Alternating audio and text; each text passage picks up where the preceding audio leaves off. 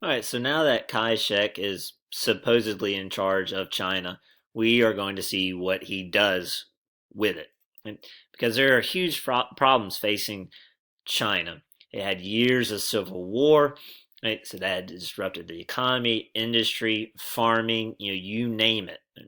And 80% of the population were still peasants, many of them uneducated and illiterate. And we've discussed before, it's really hard to have any kind of democracy if your people can't read, right? If they are uneducated. And remember, supposedly Kai-shek, being a nationalist, should be leading China towards a constitutional democracy. So there are huge obstacles to overcome. Now, one solution that he came up with was the New Life movement, was basically trying to promote Western education and industry while maintaining traditional Chinese values. Should sound familiar, very similar to self-strengthening, and also failed like self-strengthening. Now, he did have some successes, but he had a lot of failures as well.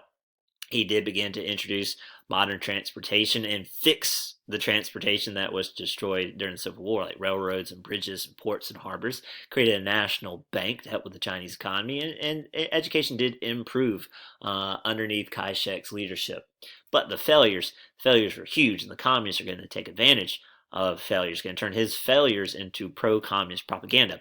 He never controlled all of China, for one. There are always pockets of communist resistance, like in Jiangxi province for a while until the communists fled in the Long March, but also in northern China. So he never fully controlled all of China. He never got behind a serious land reform program. Much of the land was in the hands of the very few. He also did not get behind a redistribution of wealth, is where you take some of the wealth from the rich and spread it around and give it to the poor, because he was afraid that this would anger the urban middle class and the urban elite who he counted on for support. In the long run, that was probably unwise because the vast majority of China were still peasants. And so the peasants, they're looking around like, and they're thinking to themselves, my life has not changed for the better at all with him in charge. And here's the communist promising, wait, if we're in charge, we're going to overthrow the bourgeoisie, take their land, take their wealth, and spread it around, right? So that's good communist propaganda. And as the communists become more and more popular, Kai-shek becomes more and more repressive. Now remember, he's supposed to be moving towards a constitutional democracy with freedom of speech and press.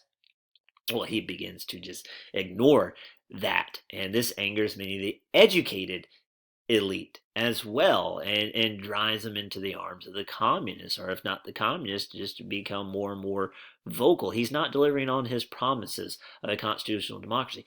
And maybe even worse is he fails to respond and fully realize the Japanese threat. He viewed China as having two threats: the communist threat and the Japanese threat. He viewed the communist threat, the internal threat of communism, it's a far greater threat. He called communism a disease of the heart.